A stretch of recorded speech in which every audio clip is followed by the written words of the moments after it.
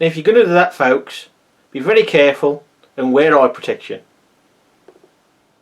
So what have we got here then, folks? Well, I suppose the title gives it away. It's the new Meccano Maker System 20 model aerial rescue set, Chinook type helicopter. I say type, I haven't looked at any pictures, but from memory it's a pretty good likeness.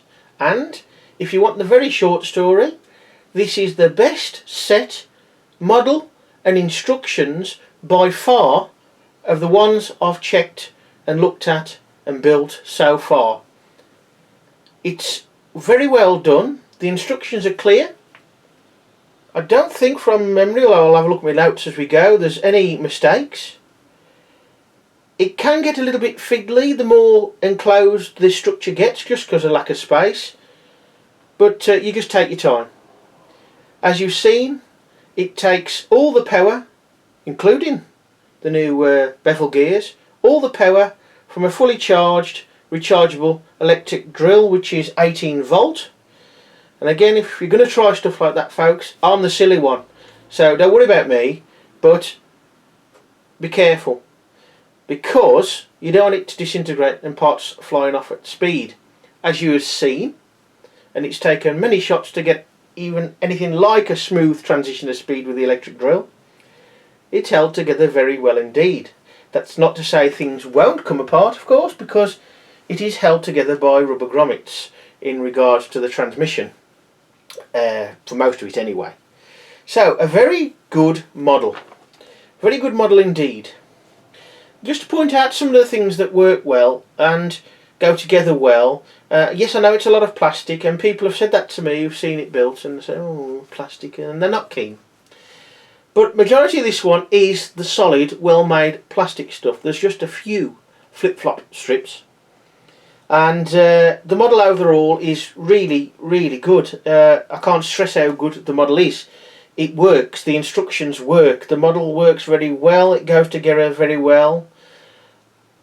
It is a little more time consuming to build than some models because of that, and because it actually does something. It does more than one thing, it does a few things. And it's a far better model than the price of this set suggests, which is what, 22 to 27 quid, I think. Certainly no more than 30 anyway. Excellent model. I dare say, like any, you could improve things. I mean, I dare say a lot of people would swap the flip-flop plastic strips for metal ones and that sort of thing, and get rid of some of the quick snaps. And on one of those points I can agree, but we'll come on to that. Just to show you how good things go together, and this is a first for me, let's have a look around the back at the rear wheels. These rear wheels are made up really out of, oh, it's not really a pivot because they're gripped too tight. They will turn, but not much.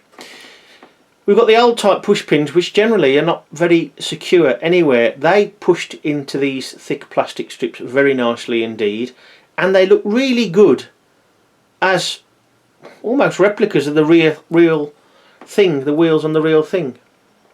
Same goes for the front, looks quite good. Perhaps a little wide maybe, but overall pretty good looking. If I do have a gripe with this, the axle is a tad on the short side. Both sides, the grommets acting as wheels. It doesn't quite get to the edge, and I have had it fall off once, but I have been messing around with it trying to power the rotors, as you've seen. The rotors do power. Now I remove this for the opening sequence, if you like. We've got a gear, a pinion gear on the back that acts as a very good grip, and you can turn the rotors thus. Now, what I like about what I've just done with the electric drill, this was quite tight, just because it's well put together. It needed running in a bit, and now it does. If you do silly things like put electric drills on people, I can't stress, be very careful. It's really good to see it working, but you do have to be careful that you're doing things like that. I'm really taking it beyond its boundaries. So you might want to leave things like that to idiots like me. And I suppose if the one thing I'm qualified at is being an idiot. Now this is fiddly to operate in a way because you haven't got much throw. So Of course, once you get some more Meccano together, you might want to put a pulley on there with a little nut and bolt through it as an angle and wind it like that. If you keep it to say a 1-inch pulley, you should be able to keep far enough away from the blades and turn it quite nicely. Regarding the blades, solid plastic parts of blades. I'm not keen on the way they're fit to the rotors there. As you can see, we've got one nut and bolt in each blade and one of these quick snaps. Now, these quick snaps, if they're the right length for the parts that are put together, they can hold pretty well, but these aren't really long enough. So you've got to be careful of those. And I dare say eventually one or two will go missing and I'll replace them with bolts. And if needs be, and maybe they could have done this anyway. I don't know what it's like on the real thing, whether they're shiny fittings at the where the blade fits to the rotor. Obviously it wouldn't be just nuts and bolts like this, but they could have put perhaps black anodised bolts in there and nuts to hide things a little bit. In some places, I found this in a few models of late, it's almost like they're finding an excuse to use these quick snaps where the nut and bolt would be better. Not all on this model. Certainly a nut and bolt would be better there on the blades, but if we look round at the rather neat, I have to say, cockpit, the way this all comes together, you do have to pull it over a little bit in, it's a bit tight, but the way this all goes together is really quite well. Certainly for these quick snaps, both sides there and there, and the top one. These are not quite so good here in the nose here. They're a little bit weak till you get it all together, and it's not too bad. I can see them being changed for some bolts, but they do smooth the nose a little bit at the front. Other features we got then, well, we've got the new bevel gears, which I've mentioned in the set review, but we've also got a little winch, and it's operated by this handle here. It's a bit awkward, and because it's got a metal hook, it can just drop down. Now I have tightened up the actual pivot for the winch, and I'm having a right game again. The hook off, there we are. So what I've done, I've just pinched it together a bit more with the grommets there, but as you can see, you can pull it down like that. Now it is a little awkward to wind. I'll do it from the top so you can hopefully see what it is, purely because you haven't got much throw on the knob, but of course if it was too big it would look totally on game. But I'll just lift it up now. You can see it going up there, a little rescue winch inside. Now sometimes you go too far with it and it'll flop around inside and you have to fiddle around to get it out. But what you could do, I suppose, is build yourself a little crank angle that doesn't actually stay on. It just slots on, so when you need it you can just put it on, put it off. It really is a good model. It really is neat. It goes together well. I can't say it's difficult. It's certainly a more satisfying build overall, and it does take a bit longer than the norm. But whereas the LaFerrari took 11 hours and was rubbish at the end, you know, for all the effort of trying to get it right, the end result was bad. This one doesn't take anywhere near that long to build, and the end result is excellent. Going back to that winch, if I was being picky really, I suppose, but the length of cord they give you is a bit on the short side. I said, because the structure of the model becomes quite enclosed, say 2/3 the way into the build, it can be a little fiddly to get at things. So just take your time. Those who are younger have probably got smaller hands than me, so in some ways that will help. In other ways it won't, because you won't have to reach with your fingers. But there's always a sellotape on the spanner or a bit of blue tack on the spanner should you need to. One gripe, I suppose, which would have helped no end, was the box end of the spanner yet again. This time I couldn't get the nut in at all. You could do with flip-flop parts being protected here because of the slotted holes behind. You could do with washers on there. It would look on-game, but it would prevent any deforming of the flip-flop parts. And it's only slight, but it's quite in an enclosed area, so whether they'll actually straighten out from that, I don't know.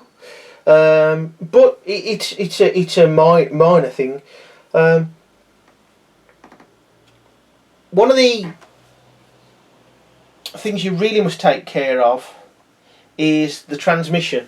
That's the gearing for the shafts from the rear knob. It comes along all the way here, joins roughly behind this plastic, whatever you call it, angled plate. And it comes along here, and it's got the bevel gears that join at 90 degrees. For the younger viewers, that's in an L shape, if you like. And connect to the shafts here, the axles here, on the upright verticals here. Now, as you can appreciate, and in fact you can see, there's quite a few spaces, and there's one of those rows sort of grip gears there that actually engage with the rotors. And below you'll have washers, some other spaces maybe, rubber grommets. So just be careful, take your time doing that. And fortunately I didn't, for once, at all pretty much coming together pretty well. I've mentioned that the model is a very good representation of a Chinook. It's very neat, it's got a very neat nose. The rotors work very well, especially now they've run in. A bit of a tip there, furniture polish, decent furniture polish, something like Mr. Sheen, and that ain't expensive these days, you can get that for a quid a tin some places. A little squirt of that on the plastic gears, although with this, the squeak adds a little bit of sound effect, I suppose. Pretty good sound effect. And it certainly runs better now it's running a bit loosened up a little. So there's the nose, the wheels, they all look pretty good. The nose looks good, the rotors, all the bodywork round the base of the rotors looks really good representation. Not a scale model, of course, but a really good representation. More than a toy, you might say. But we've also got an opening rear door. It's a bit stiff because they are brand new hinges, of course, and it's a little flexible there because it's bolted to flexible narrow strips. So perhaps an improvement you could find there, beefing that up a little bit. But as you can see, it opens up. Now, being stiff ain't a bad thing, because it does mean, I'm trying not to stress those narrow strips too much, it does mean that we have a door that also stays shut. Let's just open that a little bit more. As you see, it's quite stiff, and if you can't see it already, it's a bit awkward to get it out. It is a bit awkward to get it in. Let's hope it doesn't fall off the board. We've got a little rescue Defender Land Rover. Anybody says it's not a Land Rover, go away. That must be the smallest Land Rover I've ever seen. Really nice little model. That's like a little bonus. It's part of the whole build. It doesn't have separate numbers, and as you can see, you can make it with the other model as well. You don't have to worry about parts. It was a little fiddly, as you can appreciate this size. Let's see, what have we got? Oh, here we go. So here's my one of many 2-inch diameter pulleys, and this is the little Land Rover on the pulley, and that will give you an idea of its size. Need construction, a few 1-bolt fixings granted, which is understandable, and plenty of washers used. There's 8 on the axles alone altogether. And I did have 2 washers actually stuck together. Don't know how or why, obviously an error, but plenty of space, so there's no need to worry. You could use them if you needed 2, like these axles together. You could probably use them, they're more or less perfectly together. So you got your little Defender as well. It is a bit awkward to get into the Chinook. There's a few bolts in the way. You see, it doesn't actually go in smoothly. You have to fiddle with it. But I'm trying to do this blind, of course, folks, and so you can see, which you can't, we can get it in. Go on, nearly there. There we go. And then close the door up. So there you go, folks, the Meccano Maker System 20 model aerial rescue set Chinook helicopter and Land Rover Defender. Not powered itself, but adds an electric drill. Be very careful doing it. Still going well. Bit of a squeak. Sounds quite realistic. Now, The blades aren't shaped for it to give lift, they don't twist or turn. Makes a good fan.